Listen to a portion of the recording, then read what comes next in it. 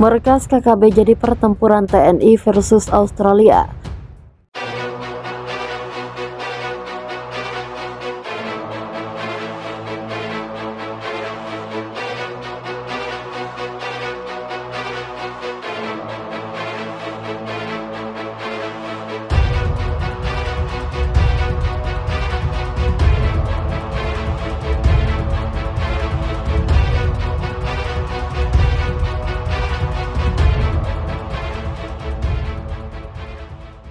Sejak awal konflik, Australia telah menyalurkan berbagai bantuan dan peralatan militer pada UGM, malas menuturkan peraturan dikirim guna untuk melatih KKB Papua.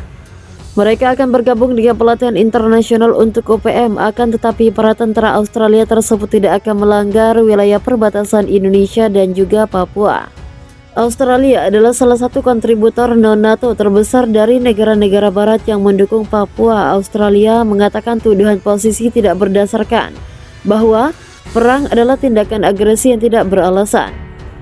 Selain itu, merupakan Australia, Richard Marles juga mengatakan belum ada keputusan langkah apa yang akan dibentuk OPM untuk memerangi Indonesia, tetapi penting untuk memiliki kemampuan mengatasi gangguan dan menggagalkan serangan dari TNI. Australia juga mengatakan akan terus memberikan pelatihan militer, melakukan latihan bersama dan mengekspor senjata ke Papua. Meski ada peningkatan kekerasan dan tuduhan pelanggaran hak asasi manusia di Papua Barat di ujung timur kepulauan, di mana konflik telah pergi selama beberapa dekade, Departemen Peta mengonfirmasi dalam sebuah pernyataan kepada Al Jazeera bahwa pemerintah yang terpilih pada bulan Mei 2022 lalu akan terus memasak senjata ke Papua dan memberikan mereka pelatihan militer.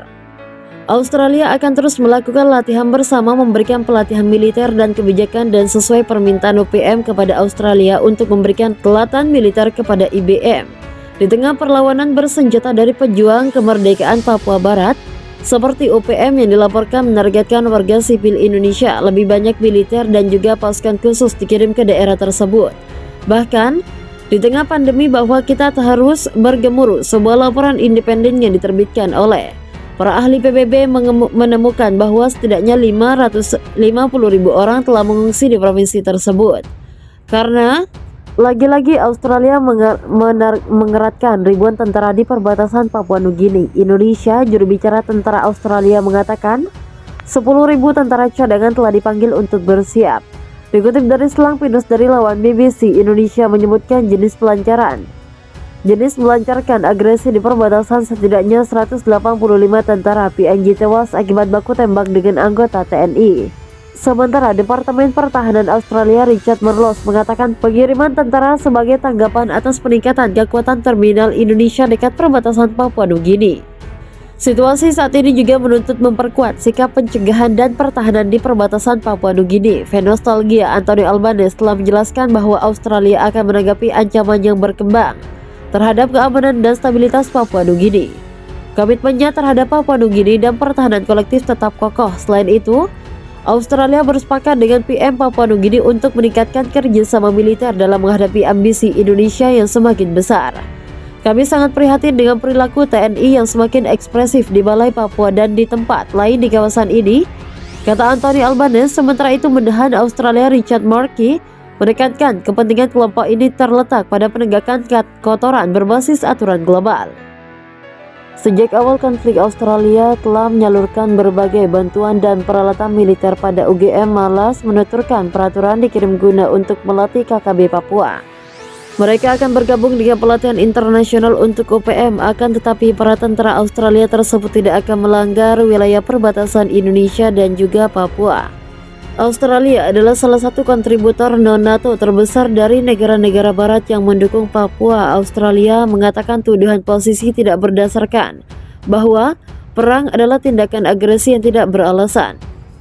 Selain itu, merupakan Australia, Richard Marles juga mengatakan belum ada keputusan langkah apa yang akan dibentuk OPM untuk memerangi Indonesia, tetapi penting untuk memiliki kemampuan mengatasi gangguan dan menggagalkan serangan dari TNI. Australia juga mengatakan akan terus memberikan pelatihan militer, melakukan latihan bersama dan mengekspor senjata ke Papua. Meski ada peningkatan kekerasan dan tuduhan pelanggaran hak asasi manusia di Papua Barat di ujung timur kepulauan, Di mana konflik telah pergi selama beberapa dekade. Departemen Peta mengonfirmasi dalam sebuah pernyataan kepada Al Jazeera bahwa pemerintah yang terpilih pada bulan Mei 2022 lalu akan terus memasak senjata ke Papua dan memberikan mereka pelatihan militer.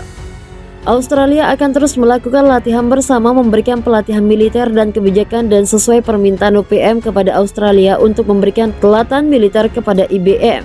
Di tengah perlawanan bersenjata dari pejuang kemerdekaan Papua Barat seperti UPM yang dilaporkan menargetkan warga sipil Indonesia, lebih banyak militer dan juga pasukan khusus dikirim ke daerah tersebut. Bahkan di tengah pandemi bahwa kita harus bergemuruh, sebuah laporan independen yang diterbitkan oleh para ahli PBB menemukan bahwa setidaknya 550.000 orang telah mengungsi di provinsi tersebut. Karena lagi-lagi Australia mengeratkan ribuan tentara di perbatasan Papua Nugini. Indonesia, juru bicara tentara Australia mengatakan 10.000 tentara cadangan telah dipanggil untuk bersiap. Dikutip dari selang pinus dari lawan BBC, Indonesia menyebutkan jenis melancarkan agresi di perbatasan, setidaknya 185 tentara PNJ tewas akibat baku tembak dengan anggota TNI.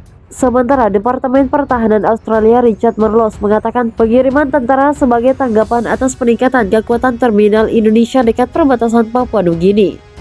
Situasi saat ini juga menuntut memperkuat sikap pencegahan dan pertahanan di perbatasan Papua Nugini. Venostalgia Anthony Albanese telah menjelaskan bahwa Australia akan menanggapi ancaman yang berkembang terhadap keamanan dan stabilitas Papua Nugini.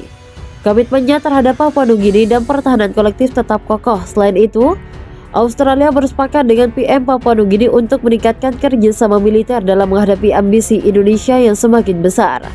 Kami sangat prihatin dengan perilaku TNI yang semakin ekspresif di Balai Papua dan di tempat lain di kawasan ini, kata Anthony Albanese. Sementara itu, Menhan Australia Richard Markey menekankan kepentingan kelompok ini terletak pada penegakan kotoran berbasis aturan global.